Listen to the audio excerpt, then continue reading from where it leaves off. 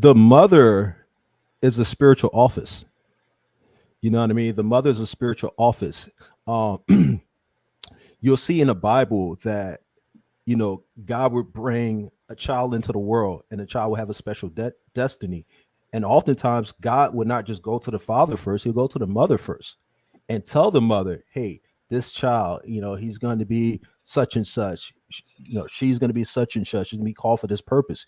The mother is put in a position by God to be a guardian of a child's destiny.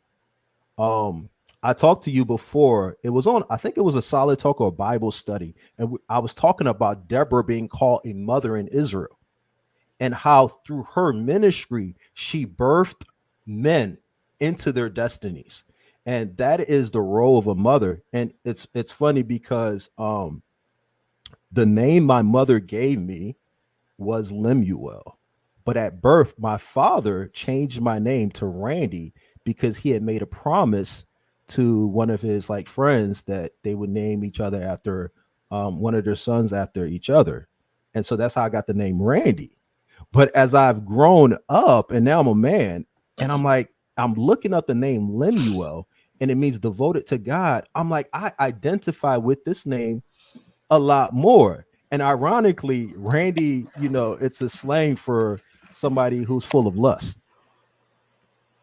Yeah, it's a thing. It's a thing in the UK. It's called being Randy. And so I'm like, man, this is my actual name. And I believe that some way, somehow, God inspired my mother to give me that name, but she felt short at the time of being pressured by my father because he had made this vow to give this name over. So the mother is a very, very important role. It's actually a spiritual office. Yeah, and even adding to that, one of the Bible stories I can think of off the top of my head is Samuel. We see that his mother was barren at first, but over time God blessed her, and He didn't just bless her with one child; He blessed her with multiple children over time. And I just Googled the definition of Samuel, and it means God has heard, or name of God. So, Wow. like Lemuel said, there's a spiritual connection between being a mother and having a child. And I think that a lot of times throughout the Bible, we don't give mothers enough credit. Well, the good mothers, I should say, enough credit, because we think that, oh, they're just a mother, their role means nothing, but they have a significant role. They're the ones that are preparing the child, to be let off into the world over time. I mean, think about it.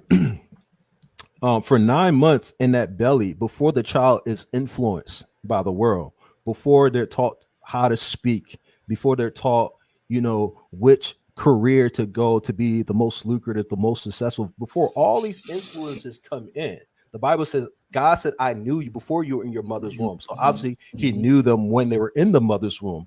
And that child had an identity there. And that child's spirit was connecting with that mother's spirit. It's a real sacred place.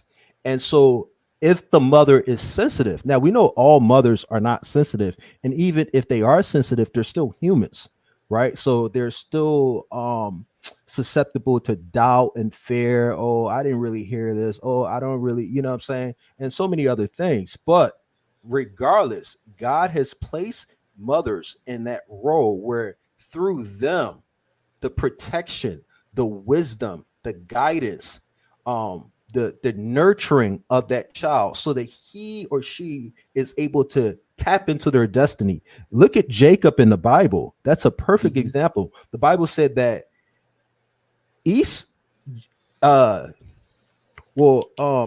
loved Esau, but Rebecca loved Jacob. And Yeah. because and what does the Bible say? God hated Esau, but He loved Jacob. So, and both of them were in her womb at the same time, but somehow she had the discernment to be able to recognize, is this one.